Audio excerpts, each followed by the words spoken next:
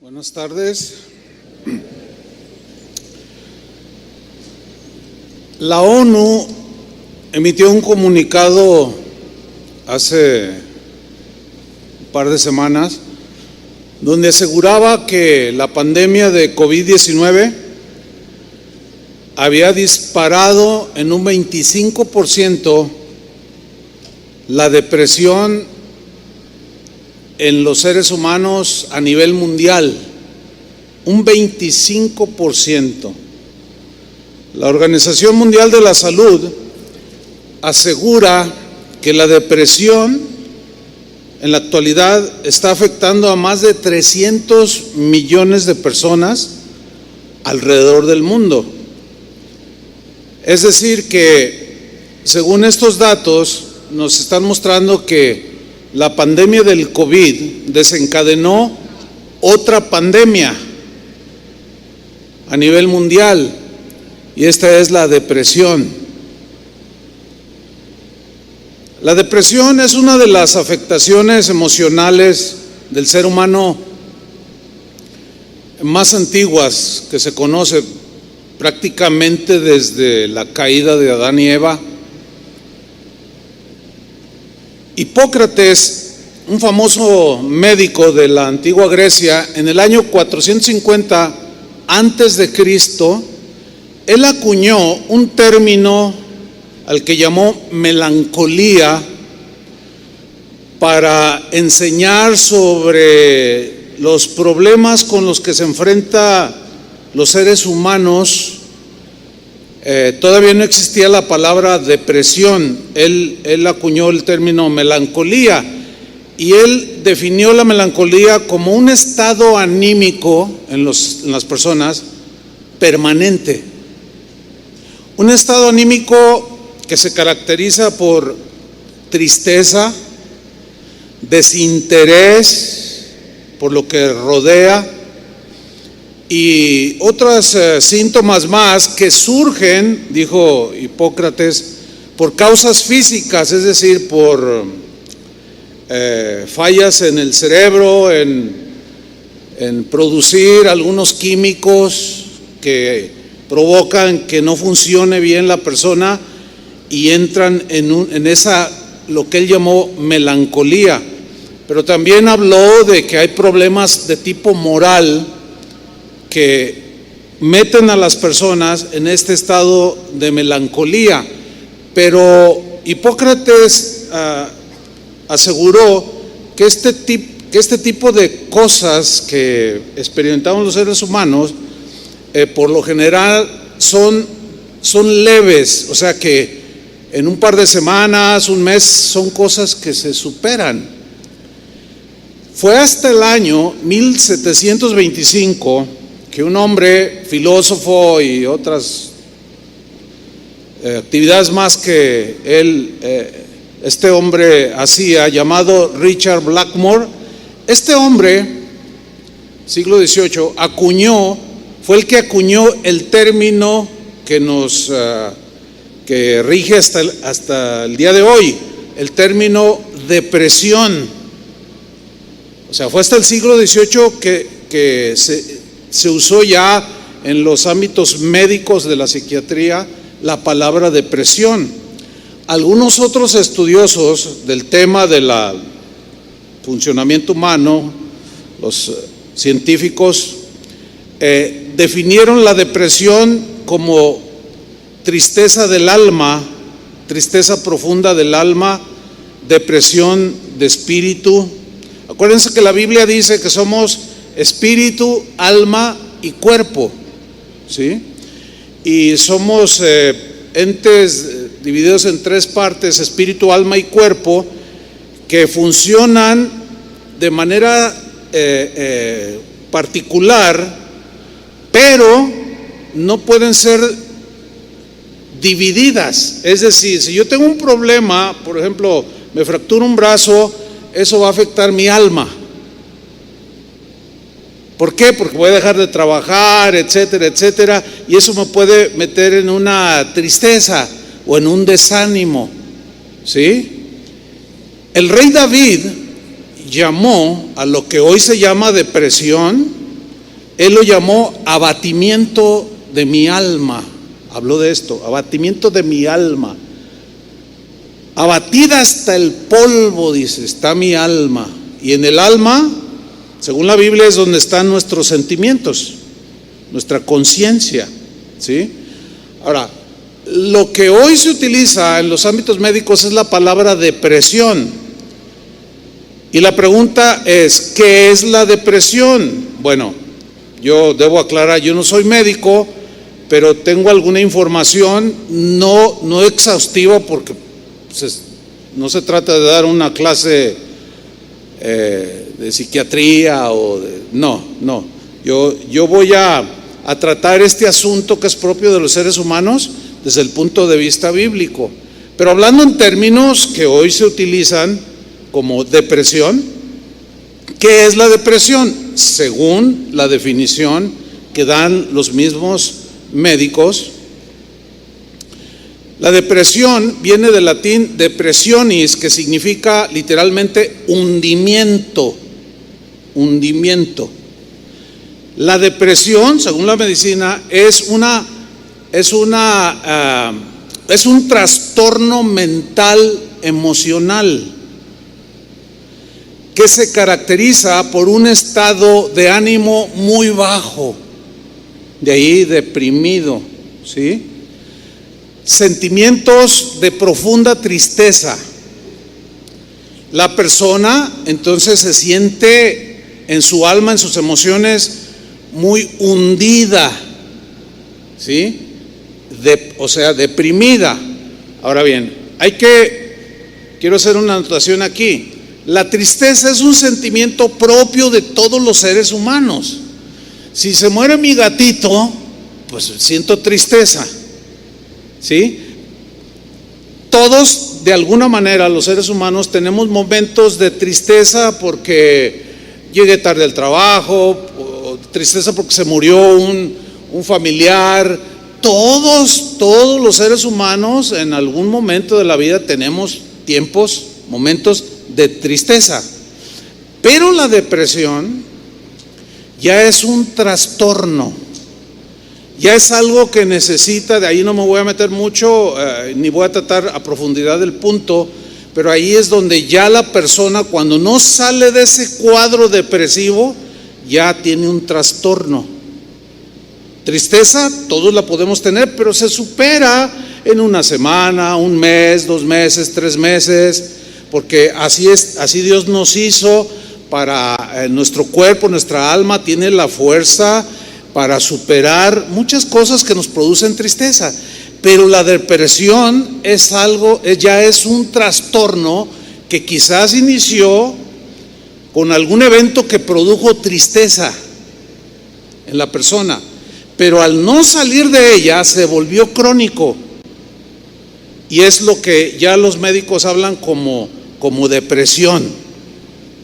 Algunos síntomas de la depresión son siguientes. Dije algunos porque hay un montón, pero voy a mencionar solo unos pocos para que tengamos una idea. Estado de ánimo muy bajo. O sea, andas bien agüitado, ahora sí que en jalisquillo o en mexicano, ¿verdad? En español mexicano, andas bien agüitado, ¿sí? Súper agüitado, que no te calienta el sol, decimos, ¿no? Irritabilidad, enojo. Mucha gente canaliza su depresión con estos síntomas, están demostrando depresión, según los médicos. Yo además estoy transcribiendo la información que obtuve de clínicas y de médicos especializados. Profunda tristeza, dicen ellos también. Dificultad para conciliar el sueño, es decir, insomnio. Les cuesta mucho trabajo dormir, pero también exceso de sueño. Duermen 10 horas, despiertan y quieren seguir dormidos. No tienen ganas de levantarse, no se bañan, se desatienden de muchas cosas. Disminución del apetito, dejan de comer. Otros, al contrario, comen muchísimo. Entonces allí se ve que ya es un trastorno, que ya rebasó lo normal. un cansancio y falta de energía. O sea, se siente débil, todo el tiempo está cansado, comienza a tener sentimientos de inutilidad. O sea, que no sirvo para nada, ¿para qué estoy en este mundo? De culpabilidad, odio y rechazo hacia sí mismo. Y el típico: nadie me quiere, nadie me entiende, nadie me hace caso. Cuando alguien está deprimido, entra en una inactividad, en un retraimiento de las actividades cotidianas, como son trabajar, limpiar la casa, cuidar a los niños, bañarlos. O sea, todo lo que tiene que ver con la vida normal, la persona deprimida entra en una inactividad. O sea, se vuelve indiferente, como que no le interesa, y la gente no sabe muchas veces que está en esta condición. Y los familiares dicen: oye, ¿qué te pasa a ti? Y a veces se portan agresivos con este tipo de situaciones con las personas. Sentimientos de desesperanza, así como de ansiedad, de que preocupación, ¿qué va a ser de mis hijos? ¿Qué va a ser de mí? Ay, mi marido ahora que murió. O sea, pensamientos incluso que rayan ya en el extremo de desear la muerte. ¿Para qué estoy ya en esta vida? Pero llevado al extremo, ya pensamientos extremosos como quitarse la vida.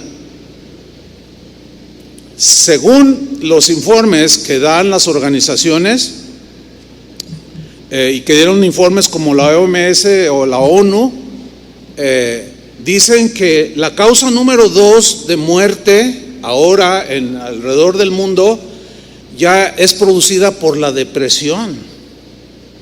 Y más, el porcentaje más grande es entre jóvenes, adolescentes de 14 a 29, 30 años, o sea, en la población joven. Muchos países en la actualidad, México entre ellos, ya consideran la depresión como un problema de salud. Inclusive ha habido conferencias en la ONU y en otras organizaciones donde están invitando a los presidentes de los países a que pongan mucha atención en la salud mental y emocional de sus habitantes, ¿sí? Y bueno, viene la pregunta del millón. ¿Cuál es la pregunta del millón? Es la siguiente: la depresión, el hundimiento moral, emocional, ¿puede afectar a un cristiano? ¿Ustedes qué creen? Miren, hay cristianos que dicen que sí, como seres humanos todos podemos ser afectados, pero van a creer que hay cristianos, incluso ministros, pastores, incluso teólogos, gente muy preparada, que asegura que un cristiano no puede ser afectado por la depresión. Cuando yo me convertí, que ya van a ser casi 47 años, recién convertido, pues empecé a asistir a las reuniones, y había un canto que ya tenía sus años en ese tiempo y ahora pues tiene más de antigüedad, ¿no? Pero ese canto es probable que algunos de ustedes se acuerden de él. Es un canto que decía así, no lo voy a cantar, nomás lo voy a recitar. El canto dice: no puede estar triste un corazón que alaba a Cristo. ¿Cuántos se acuerdan de ese? Pues un buen de cristianos, ¿no? Los otros todavía ni nacían, están muy jóvenes. El canto decía: no puede estar triste un corazón que alaba a Cristo. No puede estar triste un corazón que alaba a Dios. Yo estaba recién convertido y cuando yo lo escuchaba y lo veía a mi alrededor, hay un montón de deprimidos y de agüitados y de llorosos, y yo decía: hay algo que no me cuadra, hay algo que pero no sabía explicarme. Entonces cuando lo cantaban en el tiempo de alabanza, no puede estar triste un corazón, luego yo miraba, porque yo a veces yo mismo, no, pues ahorita ando bien agüitado, porque entonces mi novia Vicky me había terminado, No, no se crea, eso es broma. Pero ya éramos novios.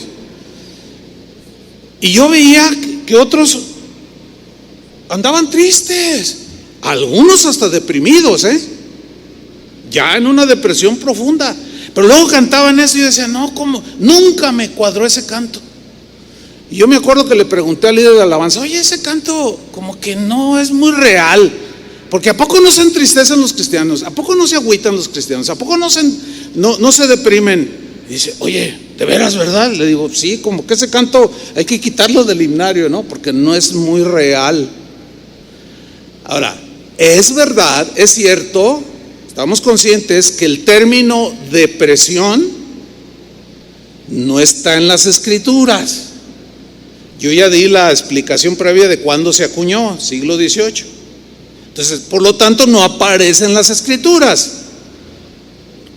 Sin embargo, los síntomas y los cuadros de depresión están plasmados en las vidas de algunos personajes de la Biblia. No se llamaba depresión, pero hoy los médicos, los psiquiatras le llamarían depresión. Esto quiero que quede bien claro, porque luego, no, la Biblia no habla de depresión. Ya lo sé que no habla de depresión, pero sí se ve el cuadro, como lo vamos a ver ahorita, de algunos que manifestaron este cuadro, estos síntomas de la depresión. Por ejemplo, Job fue un varón, un hombre de Dios, un hombre piadoso, un hombre justo, temeroso de Dios, dice la Biblia, habla de él, y apartado del mal. Un hombre bueno, pues. Pero un día experimentó un episodio en su vida muy trágico. Hubo una tragedia. Vino un viento huracanado fuerte sobre donde estaban sus hijos, cayó encima de ellos el techo y los mató a sus hijos.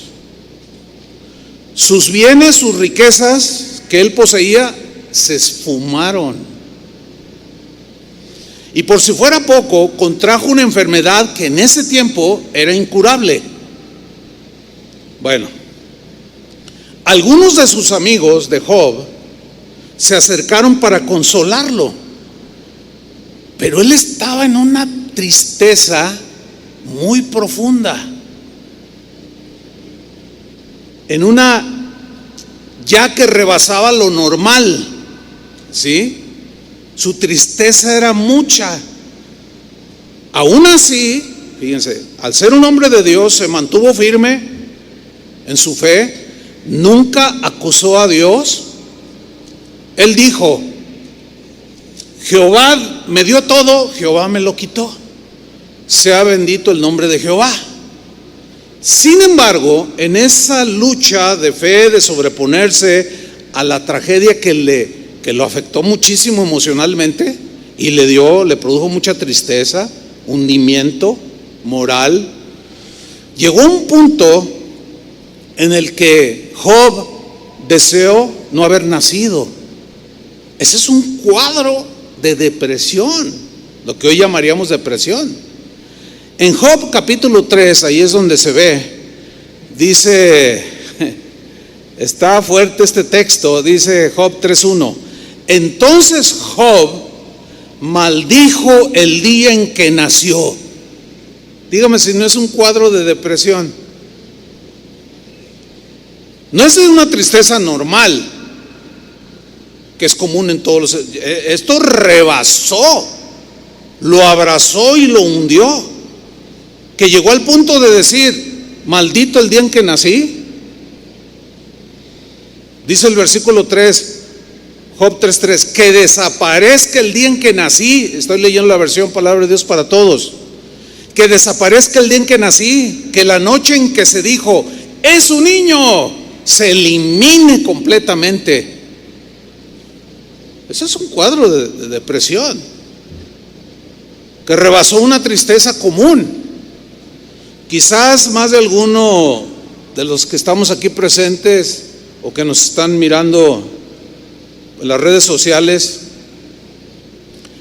esté pasando o haya pasado algún evento así en que deseó nunca haber nacido. Algunos, en su profunda depresión, le reclaman a su mamá: ¿por qué me trajiste en este mundo? ¿Por qué no me pediste opinión? Pues ¿cómo te pedía opinión si todavía no existías? A veces decimos cosas incoherentes, ¿no? Yo no pedí venir a este mundo. ¿Y por qué? Ese es un cuadro preocupante, ¿cierto? El profeta Jeremías era un hombre espiritual. ¿Quién lo puede dudar? Era un hombre de Dios, un hombre entregado a Dios. Pero en su vida como ministro de Dios sufrió mucho rechazo por el mensaje que él daba al pueblo de Dios. Lo menospreciaron. Materialmente fue un hombre pobre. Difícilmente comía varias veces al día, según lo que se ve en su libro que él escribió. Lean Lamentaciones de Jeremías, y ahí se desplaya todo lo que él vivía y lo plasmó ahí en ese escrito. Ese profeta vivió tristeza tras tristeza que lo abrumó. Jeremías, según la escritura, solía llorar constantemente porque la gente no le hacía caso a las amonestaciones que de parte de Dios él le daba al pueblo. Les decía: no, dejen la idolatría, y seguían en su idolatría. Dejen la envidia, o sea, de parte de Dios los reprendía para que corrigieran sus caminos, pero el pueblo no hacía caso y se rebelaban y lo atacaban, se burlaban de él, y eso lo entristecía. Y fue tan profunda esa tristeza que en un momento de su vida lo llevó a la depresión. Y de ahí el apodo del profeta llorón. Así le dicen a Jeremías, el profeta llorón. Fíjense que en algunos tiempos de mi ministerio, esta congregación este año cumple 40 años, yo me he identificado con Jeremías, porque uno les enseña la palabra de Dios, pero no todos, así como con Jeremías, no todos obedecen, y uno los ve que van de picada, y uno los amonesta, les enseña, ora por ellos, pero siguen en la suya, y eso deprime el corazón de un pastor, porque no hacen caso y siguen en sus pecados, siguen en su rebeldía. Y así como Pablo le dijo a los corintios: me temo que he trabajado en vano con vosotros. Como que estaba un poco agüitado Pablo allí, ¿no? Me temo que con ustedes, corintios, he trabajado en vano. Yo he estado en algunas situaciones así, porque pues algunos tienen años y pues siguen igual. Y sí, y en términos así mexicanos, sí agüita. Entonces yo nada más que no me la paso llorando tampoco, ¿verdad? Entonces no es el pastor llorón en este caso, no aplica, ¿no? Pero fíjense, a pesar de que era un hombre de Dios, pues como tal, su vida fue un ejemplo de fidelidad y de obediencia, a pesar de todo lo que él recibía del pueblo al cual amonestaba. En lugar de estimar a Jeremías por predicarles la palabra de Dios, lo atacaban, se burlaban, se reían de él. Tremendo. Esto lo metía a él en problemas emocionales, porque ¿a quién le gusta que se burlen de él? Pues a nadie, ¿verdad que no? O que se rían, no. Y al igual que Job, Jeremías, hubo un momento en que se sintió hundido moralmente, de tal manera que entró en una depresión y cuestionó la razón de su existencia. Esto lo dejó plasmado en Jeremías en el capítulo 20. Vamos a leer. Voy a leer la versión Palabra de Dios para Todos. Jeremías 27. Él está hablando con Dios y le dice: Señor, me convenciste. En la Reina Valera dice: Señor, me sedujiste. Pero me gusta más esta traducción: Señor, me convenciste y yo me dejé convencer. No me quedó otra opción. el mejor argumento es el tuyo, Señor. Fuiste más fuerte que yo y me ganaste.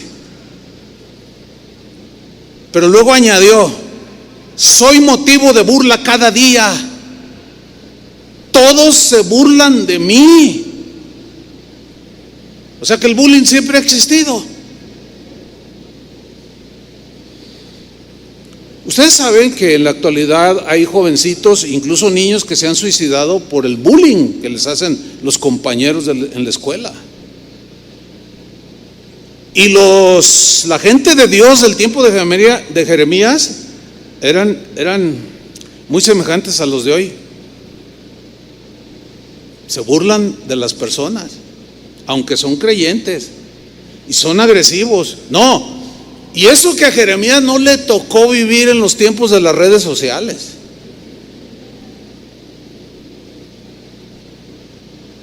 Dice el versículo 8: cuando hablo, grito. O sea, como que se enojaba, ¿no? Dice: anuncio el dolor y la violencia. Que él miraba cómo se comportaba la gente mal. El mensaje del Señor, dijo Jeremías, es causa de mi desgracia. Wow. En algún sentido, yo he estado en una situación así. Por decirles la verdad, se enojan. ¿Qué cosas, no? Por tratar de ayudarles para que salgamos todos de los rollos que nos meten en problemas. No, me cae, es muy exagerado, es muy esto y lo otro, me cae mal, voy a hacerle un video. Y agreden. Sigo leyendo. El mensaje del Señor es causa de mi desgracia. Se ha convertido en algo de lo que la gente se burla todo el día. Yo dije, continúa Jeremías, ya no anunciaré más el mensaje del Señor. Bueno, yo no, por la gracia de Dios, no he llegado a esta situación. Ya no anunciaré más el mensaje del Señor. A esto llegó Jeremías porque era abrumadora la depresión que sentía por las agresiones de sus hermanos. Por eso, hermanos, no debemos ni de escribir, ni de hacer videos, ni de comentar agrediendo a los demás. Dejémonos de eso, porque no sabes cómo estarías o cómo estaríamos hundiendo a los demás. Y mucho menos le pongas me gusta. ¿Cómo te va a gustar algo así, por el amor de Dios? O sea, no inventes. Aunque te digan regálame un like, regálame una manita, no, te voy a regalar una oración. Que Dios trate contigo y que te calmes, ya bájale.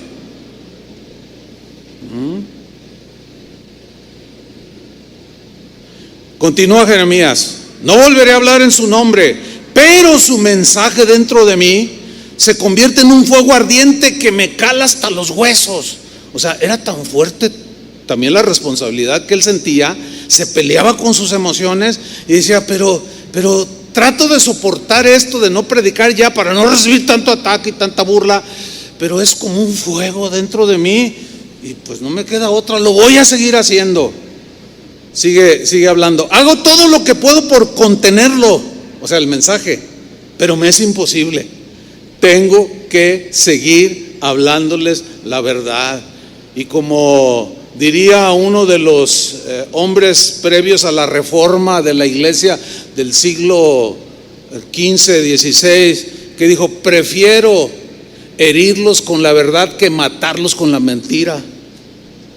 O sea, no puedo callarme, decía este hombre llamado John Hus. Lo mismo decía Jeremías, pero ellos eran hombres atacados, y esos ataques, esas burlas producían efectos emocionales negativos, en este caso en el profeta. Versículo 10: he escuchado a muchos que susurran burlonamente, el terror lo tiene rodeado, está lleno de miedo, Anunciemos el terror, anunciémoslo. Incluso mis amigos, dijo Jeremías, me observan para ver si me equivoco. ¿Conoce gente así? Que nomás está observando en qué cometes un error. ¡Qué horribles! Con esos amigos, ¿para qué quieres enemigos? Y luego para publicarlo en Facebook o en YouTube. ¡Qué fea gente esa! ¡Qué horrible actitud del ser humano contra el ser humano! Sigue diciendo Jeremías, esperemos a que se equivoque y así podremos derrotarlo para poder vengarnos de él. ¡Wow! O sea, gente mala que produce emociones que desbordan el control de un ser humano, de una persona, que lo puede meter en una depresión profunda. Sigo en el versículo 11. De pronto él como que quiere reactivarse y dice, el Señor está conmigo como un poderoso guerrero. En la versión Reina Valera dice, el Señor está conmigo como poderoso gigante. Él está conmigo. O sea, no se metan conmigo, porque el Señor me defiende. Sigo leyendo. Por eso los que me persiguen, decía, tropezarán y no podrán ganar. Fracasarán y quedarán avergonzados. Su deshonor será permanente, nunca se olvidará. O sea, ya como que había cierto resentimiento. ¿Sí? Dice el versículo 12, Señor Todopoderoso, que juzgas lo que está bien, que ves nuestros deseos y pensamientos, déjame ver tu venganza en contra de ellos. Aquí había un deseo de que Dios retribuyera a los que lo atacaban y que lo estaban produciendo que él se deprimiera, se entristeciera, se doliera, pero a la vez está permitiendo que sea Dios el que se vengue, y eso está apoyado con el Nuevo Testamento. En el Nuevo Testamento, no os venguéis vosotros mismos, amados míos, sino dejad lugar a la venganza del Señor, porque mía es la venganza, dice el Señor. O sea, él estaba luchando así como usted y yo luchamos.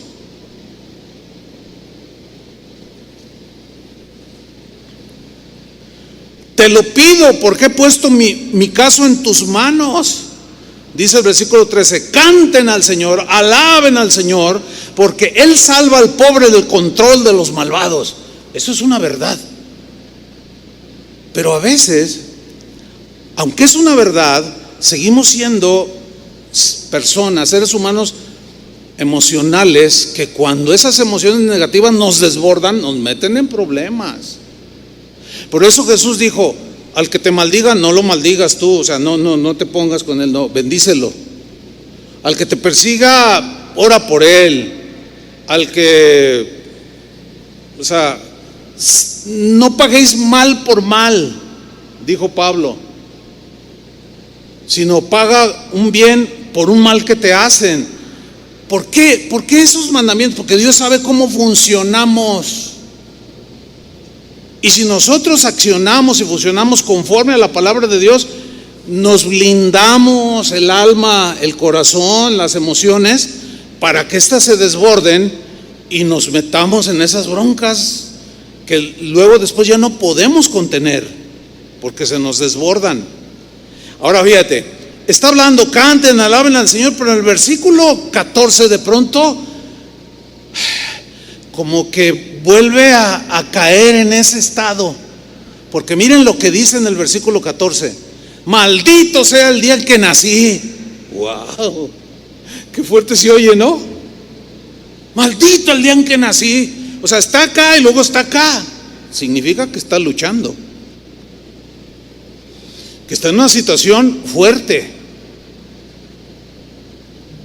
Entonces allí como que le está desbordando la emoción negativa, la tristeza profunda que sentía, la depresión. Maldito sea el día en que nací, maldito sea el día en que mi mamá me trajo al mundo. Yo sé que la inmensa mayoría de los que estamos aquí jamás ha dicho una cosa así, ¿verdad que no? Yo lo sé, uno que otro quizás, pero hay que tratar de entender. Así como estamos viendo que un hombre de Dios cayó en semejante situación, cualquiera de nosotros puede caer. Y tenemos nosotros que ser empáticos, es decir, ponernos en el lugar del otro y tratar de comprender su situación. Pero por eso de ahí, hermanos, que no debemos abonar a la burla, a la calumnia, al me gusta el video, aunque hablen pestes de quien sea. No, eso no es para nosotros. Ni debe ser algo en lo cual nosotros nos involucremos. Dice el versículo 15: maldito sea el hombre que hizo sentir feliz a mi papá cuando le anunció, es un niño.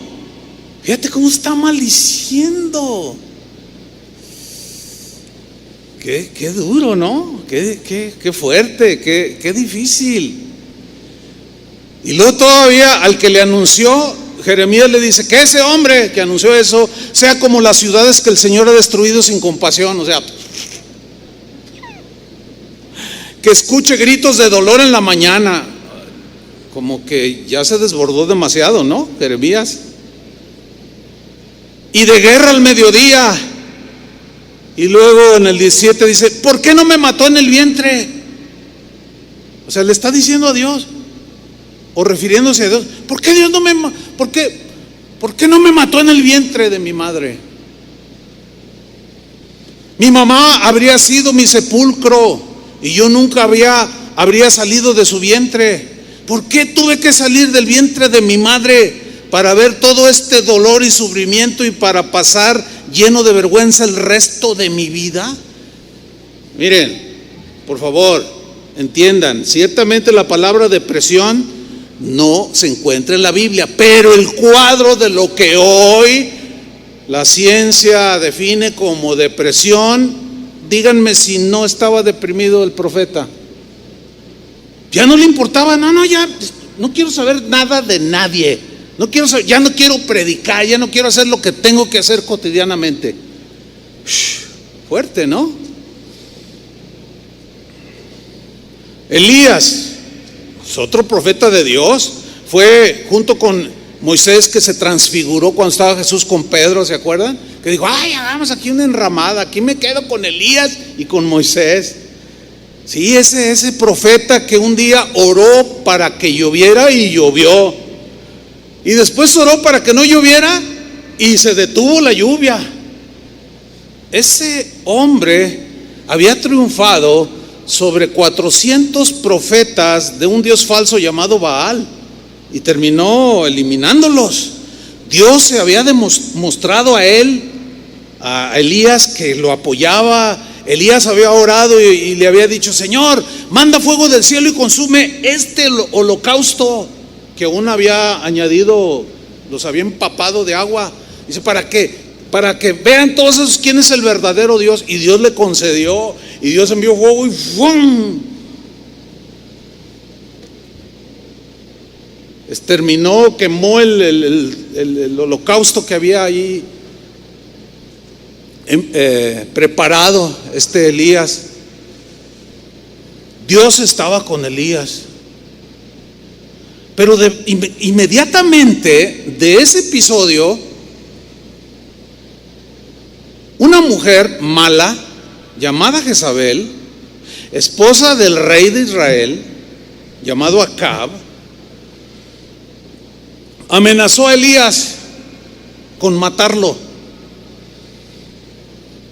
¿Qué hizo Elías ante la amenaza, ante el peligro? Salió huyendo, salió corriendo. Pero vamos a leer unos 3-4 versículos. Primera Reyes 19:1. Acaba de tener gran victoria contra el paganismo. Dios se mostró como lo que era el verdadero Dios. Pero en Primera Reyes 19:1 dice que Acab, el rey, dio a Jezabel, o sea, su esposa, la nueva de todo lo que Elías había hecho. Le contó que había terminado con su ídolo y con todos los falsos profetas que le servían, y de cómo había matado a espada a todos los profetas. Entonces envió Jezabel a Elías un mensajero diciendo, así me hagan los dioses, fíjate, los dioses que ni existían siquiera. Dice, y aún me añadan, si mañana a estas horas yo no he puesto tu persona como la de uno de ellos. Ahora, ¿cuál fue la reacción de Elías? Esto es bien interesante notarlo, porque unos instantes, unas horas antes, Dios le había dado una gran victoria, una demostración de que Dios lo apoyaba de manera poderosísima. ¿Cómo reacciona el profeta? Dice el versículo 3, viendo pues el peligro. Ahora, ¿quién no reacciona ante un peligro? Todos, cualquiera. Es algo que Dios puso en nosotros. Y está bien, porque esa adrenalina que se produce cuando un peligro te motiva a hacer algo, a protegerte, a defender, a huir, qué sé yo. Eso tiene su lado positivo. Pero aquí en este caso dice que vio el peligro y se levantó y se fue para salvar su vida. Fíjate, le tuvo miedo a la amenaza de una señora que algunos dicen que era una bruja. Hay mujeres malas que infunden temor, y esta mujer de verdad que infundía ese temor, y logró que el hombre de Dios se atemorizara y salió corriendo y vino a Bérseba, que está en Judá, y dejó allí a su criado. Dijo: no, que necesito correr yo solo, tú aquí quédate, ahí nos vemos, le dice. Ahora fíjate el versículo 4. Y él se fue por el desierto un día de camino. O sea, significa que durante todo el día, ¿qué hizo? Corrió. Vamos a ponerle 8 horas, que han de haber sido más, pero vamos a poner así bajita la mano. ¿Quién de ustedes ha corrido 8 horas sin detenerse? ¿Alguno? A lo mejor Chava Pardo corría maratones, ¿verdad, Chava? Pero 8 horas no, ¿verdad? Bueno, así bajita la mano. Elías corriendo, era tal el temor que lo embargó, que la adrenalina que le produjo para salvar su vida, y corrió durante, repito, es una suposición, 8 horas. Bueno, nadie es Superman, no existe Superman. Miren lo que dice: y vino y se sentó debajo de un enebro, o sea, de un arbusto, allí a descansar, porque llegó el momento en que ya estaba desfalleciendo. Pero vea el estado en el que ya él se encontraba en ese momento. Y deseando morirse. Esta no es una tristeza común, ¿verdad que no? No, porque, bueno, algo te puede causar un temor, pero dices: ay, ya me quiero morir. No, es raro. Eso se supera generalmente rápido, relativamente rápido. Pero aquí algo sucedió en su interior. En el lapso de un día, él ya deseaba morirse y dijo: basta ya, oh Jehová, quítame la vida, pues no soy yo mejor que mis padres. O sea, mátame ya, Señor, ya no quiero vivir, ya no quiero hacer nada. Díganme si esto no es un cuadro de depresión. Por supuesto que lo es. Y no voy a poder a discutir con los que no, él no estaba deprimido, estaba muy triste. Pues llámale como quieras, estaba bien agüitado. Y eso lo hizo que se desbordara sus emociones y comenzó a desear cosas que ya rebasaban el límite. David, el cantor de Israel, el que compuso la mayoría de los salmos tan hermosos, en los que cuántas veces nos hemos refugiado y hemos recibido consuelo y fortaleza al leer los salmos que él escribió. Pero muchos de esos salmos fueron su experiencia. Y a pesar de ser un hombre conforme al corazón de Dios, tuvo episodios muy difíciles en su vida, situaciones de mucho estrés, de tristeza profunda, que lo hicieron conocer a ese rey David los abismos profundos de la depresión. Por ejemplo, él fue perseguido por el rey Saúl, simplemente por celos. David era un jovencito que acababa de vencer al gigante Goliat, Y luego un hombre ya hecho y derecho, todo un rey, se pone a sentir celos del jovencito. Dice, no, me cae gordo porque ya me va a ganar puntos. Y entonces lo empezó a perseguir para matarlo. ¿Te imaginas un hombre de 40 años? Se cree que más o menos tenía en esa edad Saúl, y David no llegaba ni a los 20. Y ya lo quería clavar con lanza. Pues qué mala onda, ¿no? Eso a cualquier joven pues lo deprime, ¿o no? Jóvenes, ¿cuántos de ustedes cuando eran jóvenes que su papá era bien tremendo, era golpeador, blasfemo, maldiciente, mujeriego, borracho y golpeador? ¿A poco no se agüitaban? ¿Y cuántos de ustedes tuvieron pensamientos que los rebasaron? Muchos de nosotros aquí. No pueden decir que no.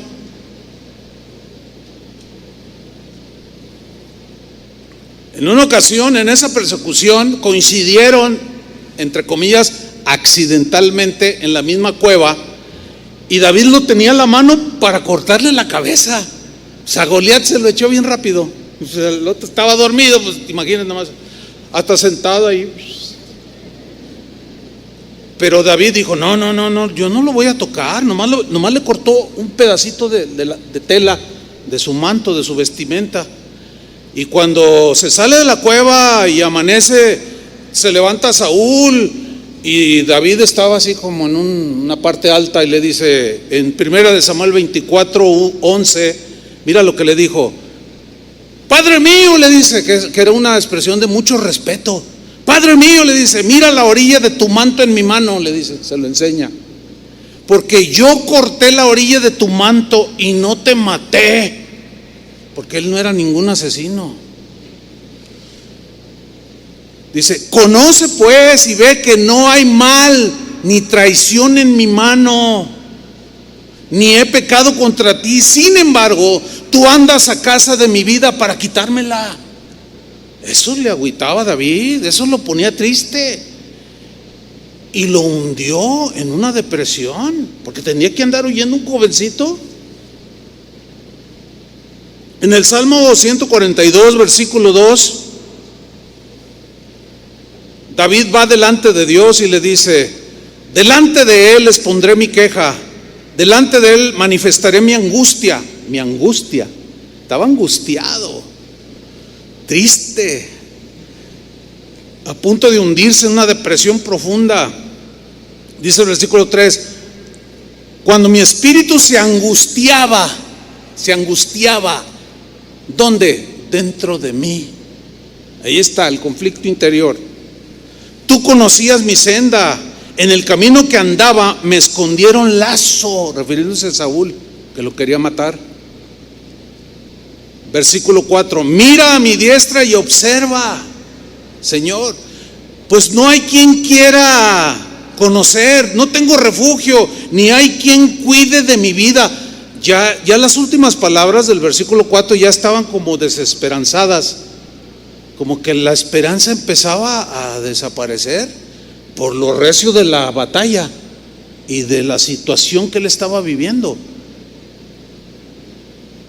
Un día, Absalón, uno de los hijos de David, lo traicionó, lo quiso derrocar cuando ya David era rey.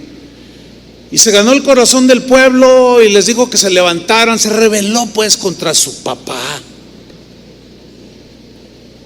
Qué terrible ha de ser que un hijo traicione a su padre.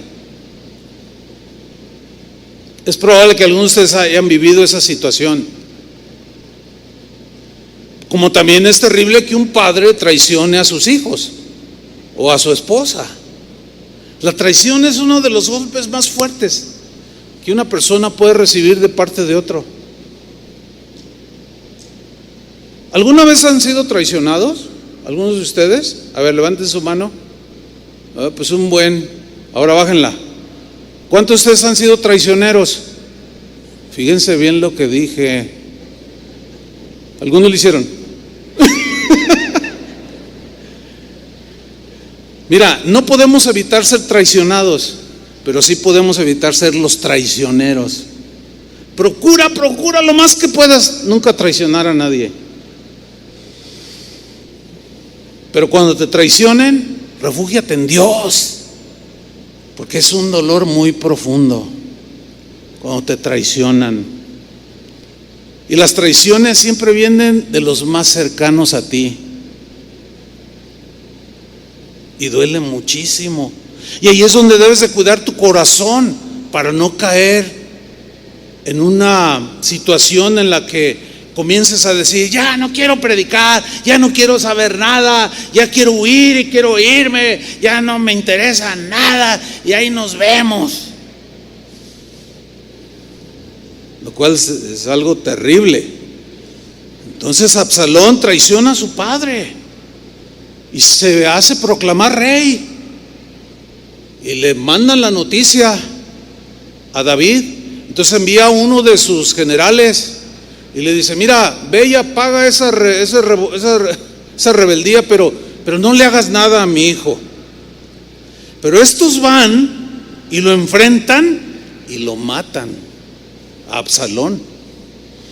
Entonces regresan y le dan la noticia, y miren la reacción de David. Segunda de Samuel 19:1. Dieron aviso a Joab, que era uno de los generales de David: he aquí el rey. ¿Qué estaba haciendo el rey? Llora, está llorando David, y hace duelo por Absalón. Duelo, habían matado a su hijo. Híjole, ha de ser un dolor muy fuerte perder un hijo. Hace 2 días una familia aquí perdieron su hijo de 19 años. Ha de ser durísimo, ¿no? Y cuando hay unas situaciones así, hermanos, necesitamos ser empáticos, o sea, ponernos en el lugar de ellos, porque a veces yo he presenciado cuando hay algún funeral de algún hermanos que traen, o sea, sus intenciones son buenas, pero les falta sabiduría, les falta sentido común. Ay, ¿a poco estás agüitado, hermano? Ya está con el Señor, ya, gloria a Dios. Ay, hermanos, ¿qué les pasa? Nada que ver con esa actitud. Es vergonzosa, es más, ¿o no? No podemos nosotros tener una actitud así. No, es que a mí se me murió mi papá y yo no le hice tanto al cuerpo. Espérame. No todos procesamos igual. Hay gente que es más fuerte en ese sentido emocionalmente. Hay otros que son más débiles y otros muy débiles. Se les muere el gatito y duran 15 días tristes. Y otro: ay, atropellaron a mi Goliat, o sea, un perrito, ¿verdad? Y el otro día tiene otro. Ya se le olvidó el Goliat. Es que somos diferentes y no podemos meter a todos en el mismo cuadro. Entonces David, un hombre pues de Dios, pero era muy sensible, era su hijo. Rebelde sí, traicionero sí, pero le dolió. ¿Cómo evitar que no le duela? O sea, hay cosas que nosotros no podemos evitar y tenemos que ser prudentes. Y tenemos que ser propios de sabernos comportar. La sabiduría enseña que cuando hay una situación de duelo, no llegues: ánimo, hermano, el Señor, ¿o qué? ¡Órale! No. Eso no enseña la sabiduría ni la prudencia. La sabiduría y la prudencia enseña que vas, lo ves al hermano o tu familiar o tu amigo o el hermano en Cristo que perdió a su papá, a su mamá, qué sé yo, y simplemente va y lo abraza. No, es más, miren, cierren la boca, porque es difícil decir algo ahí en ese momento, pero sí puedes transmitir mucho cuando abrazas. Te solidarizas con la persona, estás siendo empática, porque duele. La Biblia dice: llorad con los que lloran. No dice: llegas todo sonriente y todo triunfalista acá y levántalo. No, dice: llora con el que llora. Y pues David estaba bien triste. Dice el versículo 2: y se volvió aquel día la victoria en luto para todo el pueblo. O sea, la gente fue empática con David. aunque reconocía, ese muchacho era un rebelde, pero era su hijo y lo amaba, y mira cómo llora. Estaba bien triste. Oye, todos los años de persecución, luego ya llega a ser rey, y luego su hijo lo traicionó, y un montón de cosas que le pasaron.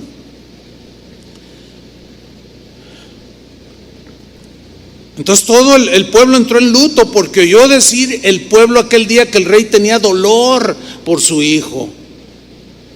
Y entró el pueblo aquel día en la ciudad escondidamente, o sea, así como prudentemente, ¿no? Así como contacto, precisamente. Como suele entrar a escondidas el pueblo avergonzado que ha huido de la batalla, o sea, muy propios, ¿no? Así como muy, híjole, no hay que decir nada, lloremos con el rey, participemos de su dolor.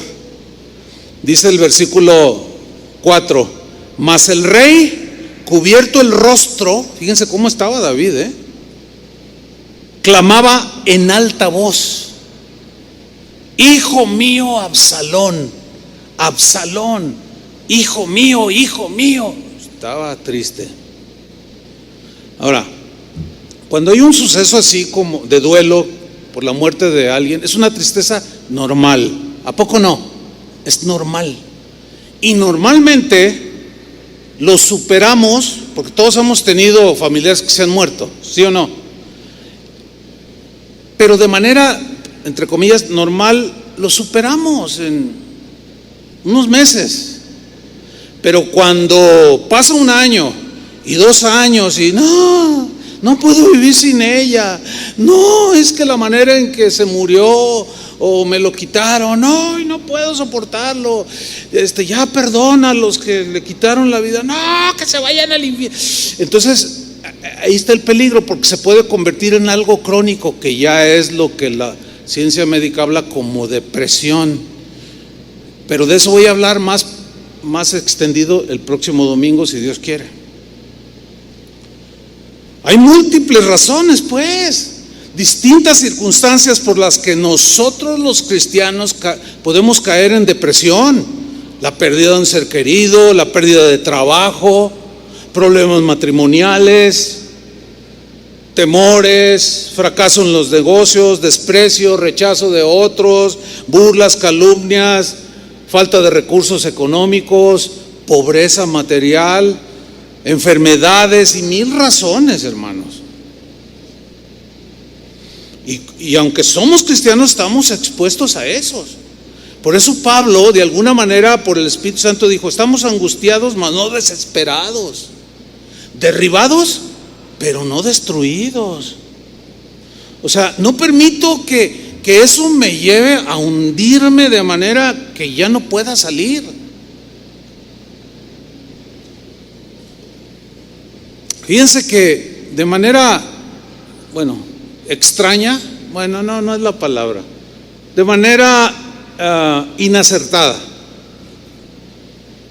algunos maestros de la Biblia, ministros, algunos cristianos, consideran y aún enseñan que la depresión en sí misma es pecado. Pero si analizamos bien la situación, vemos que no, este concepto es erróneo. Decir que en sí mismo estar deprimido es pecado, pues hunde más al deprimido.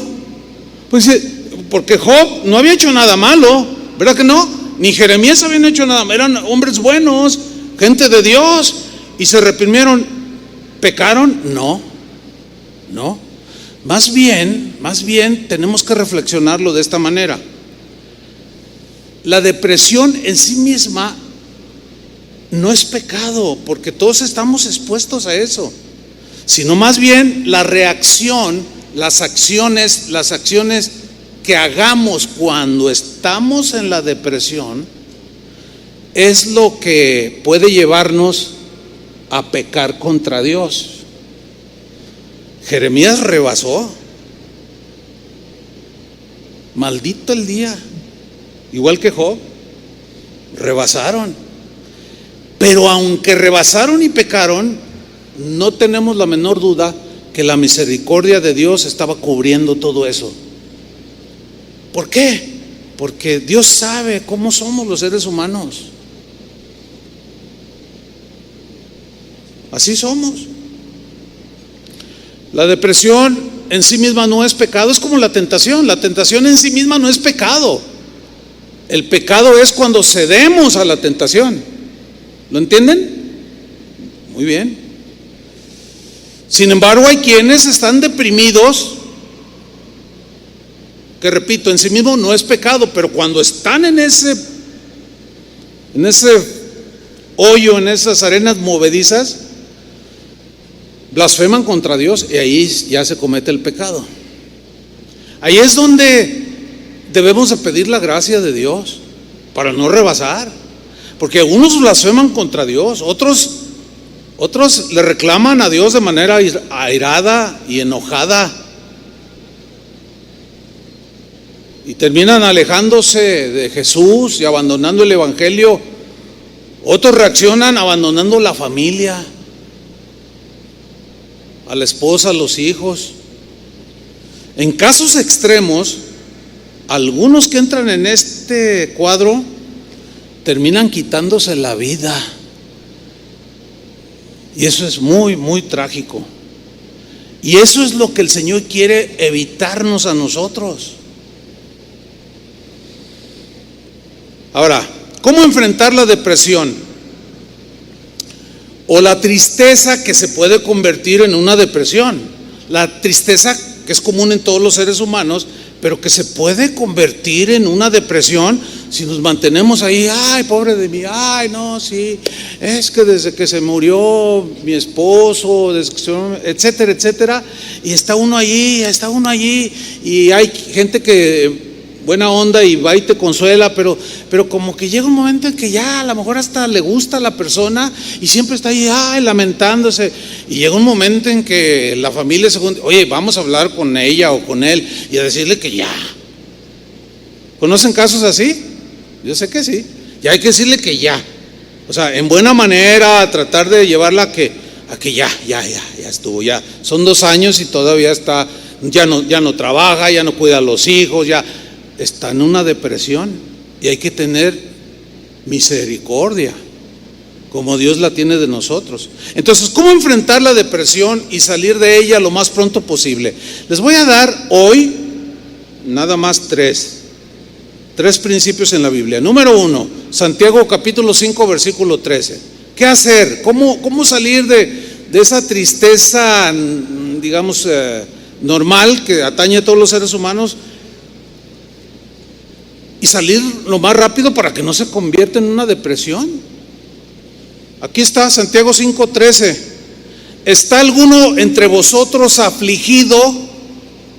¿Qué hay que hacer? Haga oración. Mire, hay gente que pide consejo, y a mí me lo han dicho: pastor, necesito un consejo, pero es algo que estoy pasando muy difícil, pero por favor, así, pero por favor, no me salga con la simpleza de, pues hay que orar. Y uno se queda, ¿qué? Sí, no, a ver, ¿qué quiere?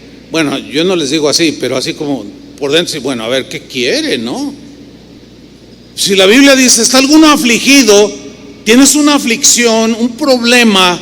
Fíjate, la palabra aquí afligido en el griego habla de sufrimientos, de penalidades, circunstancias que vives o que vivimos cotidianamente, que producen tristeza en nosotros, que tienen que ver con las situaciones cotidianas de la vida.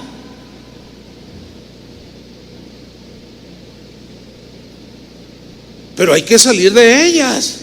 Entonces, ¿qué dice aquí? ¿Está alguno de vosotros padeciendo un sufrimiento que le está produciendo depresión?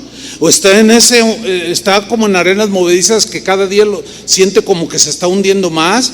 ¿Está sufriendo penalidades, tristezas de cosas de la vida cotidiana? ¿Qué dice Santiago? Haga oración. Cuando a mí me han dicho, no, pero no me salga con esa simpleza de que incluso a predicadores, no, eso, muchos le dicen a la gente, pues hay que orar, esa simpleza. Llamar simpleza lo que es una instrucción de Dios, hermanos, hay que ser entendidos, ¿no? ¿Cómo podemos llamar simpleza esto? Esto es exactamente lo que dice. ¿Qué te aflige? A ver, ¿qué te produce tristeza o aflicción?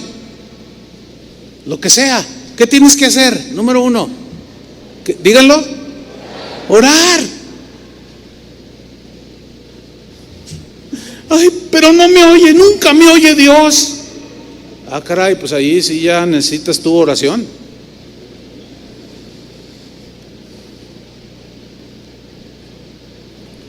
¿Cómo que no te contesta?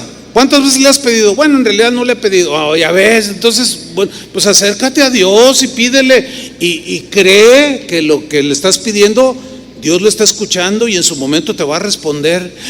Ay, es que me cuesta tanto trabajo. No puedo hacer más por usted, hermano. Ahí está, ore. No es ninguna simpleza. Entonces la instrucción bíblica es que en tiempos de tristeza y de depresión hay que orar, hermanos, con fe, poner nuestra confianza en que Dios está escuchando nuestra oración y que Él va a responder conforme a su voluntad. De esta manera nos vamos a sobrellevar las situaciones que se van presentando y créanmelo, hermanos, en unos días salimos de esas situaciones. Es que mi esposo perdió trabajo. Ok, perdió el trabajo, preocupa, sí, es que hay que pagar renta, etcétera, etcétera. Bueno, ¿qué hay que orar? Hay que orar a Dios.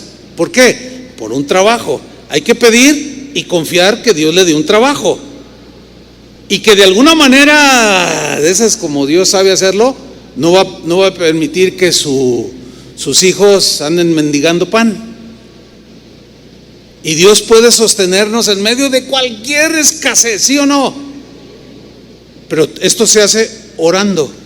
Y eso ya te va a ayudar a no caer en esa incertidumbre, inseguridad, en esa tristeza y en esa depresión.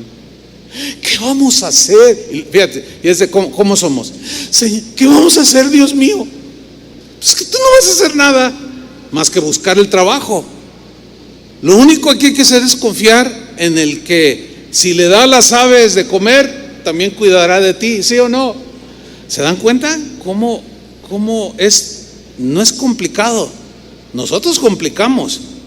Número 2, este es un elemento muy importante, que es el aprender a leer la Biblia, es decir, a meditarla, a reflexionar en pasajes bíblicos que nos infunden fe, que nos infunden esperanza, confianza, pasajes bíblicos que nos prometen, donde Dios promete que está con nosotros, que descansemos en Él, que Él nos va a sostener, que Él va a estar con nosotros en las buenas y en las malas. En esos pasajes que abundan, son miles y miles de promesas de Dios. Y ahí es donde tú vas a ir y reflexionar. Yo no tengo nada en contra de leer la Biblia en un año, créanmelo. Pero, o sea, está bien, pero cuando yo lo intenté hace muchos años así, de una manera más sistemática, tenía que leer tantos capítulos de tantos libros para que en el lapso de un año ya leía toda la Biblia. Pero la leía de esta manera: yo de mi pastor nada me faltará en lugares delicados, pastor. ¿Qué entendiste? Pues nada, pues sentí bonito. O sea, que leemos y leemos, pero no meditamos, no analizamos. Vamos a hacer un ejercicio breve para ilustrarles cómo es meditar y reflexionar en los pasajes que nos infunden fe y confianza. Esto nos va a ayudar a salir de la inseguridad, del temor, del miedo, de la tristeza, de la depresión. David, vamos al Salmo 23, conocidísimo. Bueno, en el Salmo 23, versículo 1, David dice: Jehová es mi pastor, nada me faltará. En lugar de descargados pasos me hará descansar. Junto a aguas de reposo me pastoreará. Pero luego llegamos al versículo 4, Salmos 23, 4. Quiero que leamos con atención. Así es como se lee la Biblia. Fíjate. Y se medita y se reflexiona. Aunque ande en valle de sombra de muerte, no temeré mal alguno, porque tú estarás conmigo. Algunos lo leen así, con la rapidez en que lo leí, y lo entienden como que nunca vamos a pasar ninguna situación que nos aflija. No, la Biblia dice, aunque ande en valle de sombra, eso no llegará nunca. Yo reprendo esos momentos, y se agarran peleando contra la misma escritura. Es que no están leyendo bien. No se aplican en la lectura y en la comprensión. Hay que analizar cada palabra, cada frase. ¿Sabe qué significa aunque? ¿Sí le aunque? ¿Sabe qué significa aunque? A pesar de. A pesar de que ande en valle de sombra de muerte. O sea, ahí no está diciendo que nunca vas a pasar un valle donde puedas sentir hasta la muerte. No dice eso. Dice que cuando estés en ese valle, Él promete estar contigo. Ah, qué diferente. Es que hay que aprender a leerlo. Y hay que aprender no solo a leerlo, sino a entender cada palabra. Aquí, por ejemplo, dice, aunque andar pues es caminar. A pesar de que camine o esté viviendo, experimentando valle de sombra de muerte. Bueno, allí hay que estudiar un poco más, porque pues esto tiene un contexto. En las tierras bíblicas había algunos valles, incluso se dice que hay un valle que le llaman así, el valle de la sombra y de la muerte. Es un valle. Están montañas bastante altas y el valle, ¿sí? Y cuando sale el sol, no pega directo y la altura de las montañas hacen una sombra. Entonces la luz no penetra y sigue estando oscuro allá abajo. Llega un momento en que el sol se pone en su cenit y da luz directa. Pero es solo un par de horas, porque luego se sigue trasladando y la otra montaña produce otra sombra y produce oscuridad. O sea, no hay mucha luz.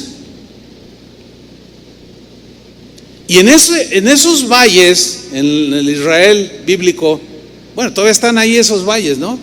Se escondían fieras, se escondían maleantes, delincuentes, asaltantes, sicarios. Había toda clase de peligros. Y David dice, Dios es mi pastor, Él me va a cuidar, Él me va a alimentar. Un día o varios días o en algunas ocasiones voy a atravesar el valle de la sombra y de la muerte. ¿Me están entendiendo? Aunque lo reprendas y lo ates y hasta puntapiés espirituales le des, vas a pasarlos. Todos esos asuntos de que no lo recibas y que son doctrinas raras, extrañas. David no está haciendo eso. Él dice, yo sé que un día voy a pasar este valle de sombra. De hecho, cuando él pastoreaba las ovejas, había lugares donde él pasaba las ovejas por ahí y tenía que estar cuidando del oso y del león. Aunque ande en valle de sombra de muerte, no temeré mal alguno. ¿Están notando? Aquí ya está hablando en el lenguaje de la fe, de la confianza plena en Dios. Porque tú estarás conmigo. Eso es lo que hay que meditar. Y salimos. Cuando vamos atravesando, vamos dando los pasos en medio de esa oscuridad. Pero Él está con nosotros, aunque no lo sintamos, Porque a veces no sabemos ubicar las cosas y decimos, es que no siento a Dios. Hay muchas veces que estamos aquí en la reunión como congregación y yo siento la presencia de Dios bien fuerte. A veces tan fuerte que hasta lágrimas me salen de mis ojos. de la presencia tan manifiesta de la presencia de Dios, pero hay otras veces que no siento ni cosquillas, no siento nada. Pero como hemos ido aprendiendo poco a poco a meditar, a reflexionar, aunque no sienta a Dios, eso no significa que Él no está, porque Él prometió estar con nosotros. Y aunque yo no lo sienta y no tenga muchas ganas, lo voy a alabar. ¿Me están entendiendo? Hay veces que no, ganas de predicar, no hombre, ¿cuáles ganas de qué? No. Pero aunque no tenga ganas, aunque esté cansado o a lo mejor un poco enfermo, qué sé yo, me duele la cabeza o me duele la ciática, ya con la edad luego ya duele todo. Nunca me ha fallado el Señor. En cuanto me paro en algún lugar como este, su gracia se manifiesta. Y no me quedo allá rumiando mi frustración allá en mi casa. Ay, que predique chava. Que al cabo tengo un montón de predicadores. No, hermanos, esas son cosas que uno va aprendiendo. Todo eso te ayuda a superar todas esas cosas.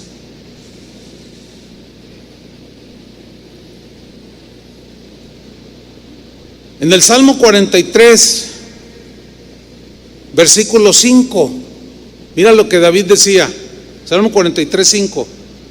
¿Por qué te abates, oh alma mía?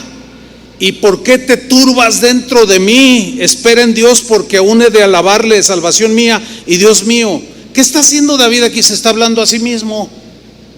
¿Nunca te has hablado a ti mismo? Fíjense lo que hacía David. Le hablaba a Dios, confiaba en Dios, se encomendaba a Dios, pero él sabía que también él tenía que hacer algo, y él tenía que tener control de su alma, de sus emociones, y se hablaba a sí mismo: bendice alma mía al Señor. Yo no sé ustedes, pero yo sí me hablo a mí mismo. En algunas ocasiones lo he hecho. Me paro en el espejo y me quedo viendo ahí.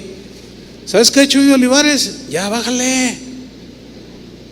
No, parece, no sé si mi esposa me habrá visto. Pero a veces está uno arrastrando la cobija. Ustedes no se imaginan. Yo dije al principio que me identificaba en algunas cosas con Jeremías, ¿no? Y hay muchas cosas que uno como pastor, yo le decía a Antonio Espinosa, que predicó hace 8 días, él no había predicado nunca las 3 reuniones de sábado y 2 del domingo, y le dije: oye, te toca predicar. Ah, no, sí, pastor, aquí disponible. No, pues gloria a Dios. Y en la mañana del domingo le dije: oye, ¿cómo te sientes? No, bien. Le dije: mira, al final, después de la tercera, te vas a dar cuenta. No, sí. Y cuando termina, se me acerca y me dice: pastor, misión cumplida. Le digo: ¿cómo te sientes? Se le veía el rostro cansado. Dice: ay, pastor, dice, pues, le digo: ¿sabías que los pastores, así, de una manera un poco sarcástica, le dije: ¿sabías que los pastores no celebramos el Día del Trabajo? Porque hace 8 días fue el 1 de mayo, ¿no? ¿Sabías que no celebramos el Día del Trabajo? Dice: ¿cómo? Le digo: sí, porque los pastores no trabajamos. Hay un montón de gente que dice: los pastores, eso ni trabajan, son una bola de mantenidos. Cállese la boca. Si usted supiera. ¿Usted cree que es fácil escuchar durante la semana 50 deprimidos? Y luego tú te haces empático con ellos y sientes la traición del esposo y sientes la burla del hijo y que la hija anda drogada y todo eso. ¿A vos crees que es fácil llevarlo? Por eso es mejor callar, hermanos. Una vez fui a predicar a Oaxaca. Y me recibieron en el aeropuerto la esposa del pastor y su hija. Y ya me hospedaron y todo, pasaron por mí a predicar, prediqué y no veía al pastor. Y le digo a la esposa, oiga, perdón, ¿y su esposo dónde está?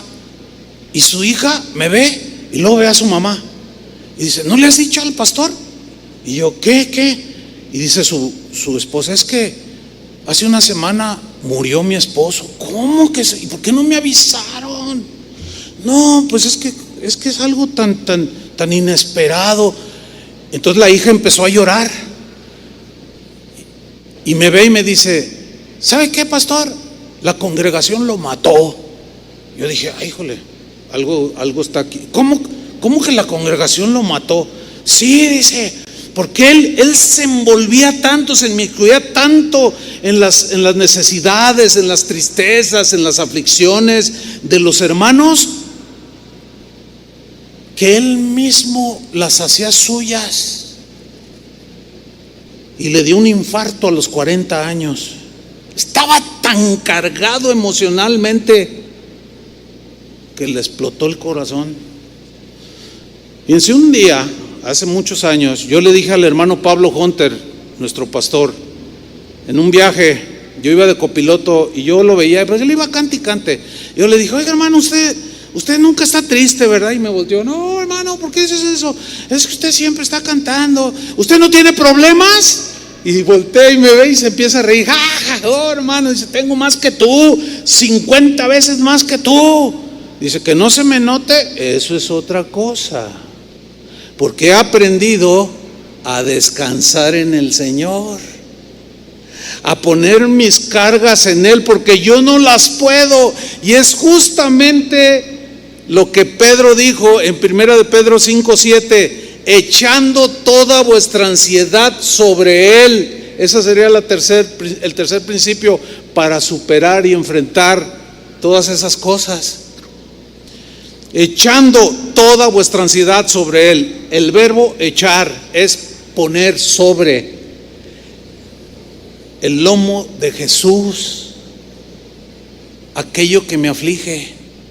Echando toda vuestra ansiedad. ¿Cuánta? Toda. Aquí ansiedad es del griego merimná, que se traduce como preocupaciones, aflicciones y todo aquello que te lleve a la tristeza, que te produce tristeza porque estás en una aflicción y que se puede convertir en una depresión. La instrucción es depositad toda vuestra ansiedad sobre Él. Entonces cuando el hermano Pablo me dijo eso, dice, Chuy, y me empezó a enseñar, mira, va a haber momentos en que te sientes muy cargado, tienes que dejar todo eso en el Señor, si no te vas a morir muy joven, me dijo. No vas a poder, no hay quien pueda con semejante carga moral y espiritual. Y saben una cosa, es verdad. Bueno, esta pandemia de depresión ha invadido a tantos cristianos que nunca, como estos últimos 4 años, los 2 últimos sobre todo, hay cristianos que ya en las iglesias se suicidan. Y lo más grave, pastores que se están suicidando. Esto es realmente alarmante. O sea, no es un tema cualquiera, es un tema profundo que la Biblia sí lo trata y nos da la instrucción. Entonces, ¿qué tienes que hacer? Orar. Número 1. Número 2, tienes que reflexionar en las promesas de Dios, aquello que te infunde fe, confianza, y deposita en el Señor esas cargas que te afligen, que te traen todo cabizbajo. Ponlas en cualquier tipo de situación que sea, porque corres el riesgo que esa tristeza te hunda más como en las arenas movedizas. Y si no vas con Dios, no te refugias en Él, es como estar en arenas movedizas que mientras más pretendes y quieres salir, más te hundes. Es que ya no aguanto la situación, me duele tanto ver a mi hijo. Deposita en el Señor, por favor, háganlo. Y no digan que son simplezas. y van a descansar y vamos a salir. En la actualidad, yo me considero una persona que, bueno, mi esposa podrá decirlo, siempre tengo buen humor. Yo bromeo mucho con mi esposa, estoy contento, y a lo mejor alguien, es que no le importan los hermanos. No hable. Shh. No, porque mire, si no siguiera lo que yo les estoy enseñando, ya me hubieran matado ustedes. De verdad, porque frustran a algunos de ustedes, desaniman. Me estoy desahogando, deme chance, digo, pues también tengo mi corazoncito. No, es que es la verdad. A veces, ¿qué vamos a hacer con esta hermana? ¿Qué vamos a hacer con esta? Ya nomás nos quedamos. Y Señor, lo que yo hago, yo llego a mi casa, yo no involucro todo el asunto con mi esposa, no. Yo con mi esposa y agarro mi gatito y jugamos y platicamos, vemos un programa bonito y estamos bien. Y no estoy. No. ¿Por qué? Porque he aprendido. Señor, esta hermana me duele mucho. Señor, la Biblia dice sobrellevar las cargas los unos de los otros. Entonces yo hago eso, la tomo, pues luego se la dejo, pero es tuya, Señor. Eso me ha mantenido de pie.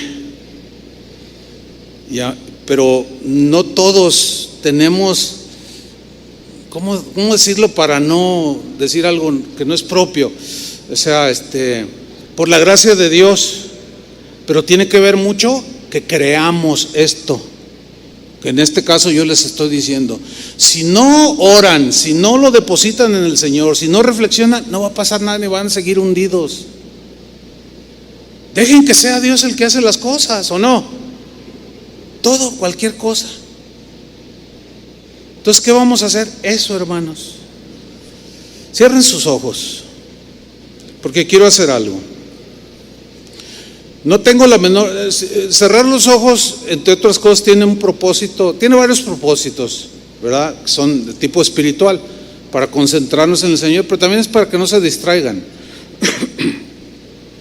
Entonces, cierre sus ojos y escuche. Queremos orar.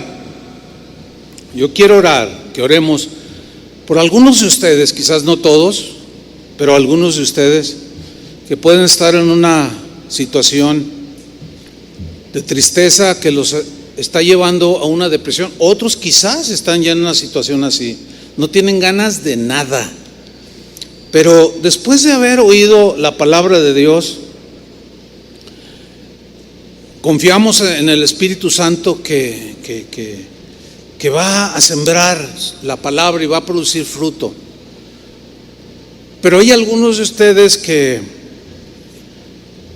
están muy tristes, muy preocupados, muy angustiados, algunos ya mostrando síntomas de depresión, han dejado de comer y todo lo que hemos dicho. Y queremos orar por ustedes. Queremos, como dice la Biblia, llorar con los que lloran, sostener al débil, animar el corazón que desfallece para continuar en esta vida que no es nada fácil.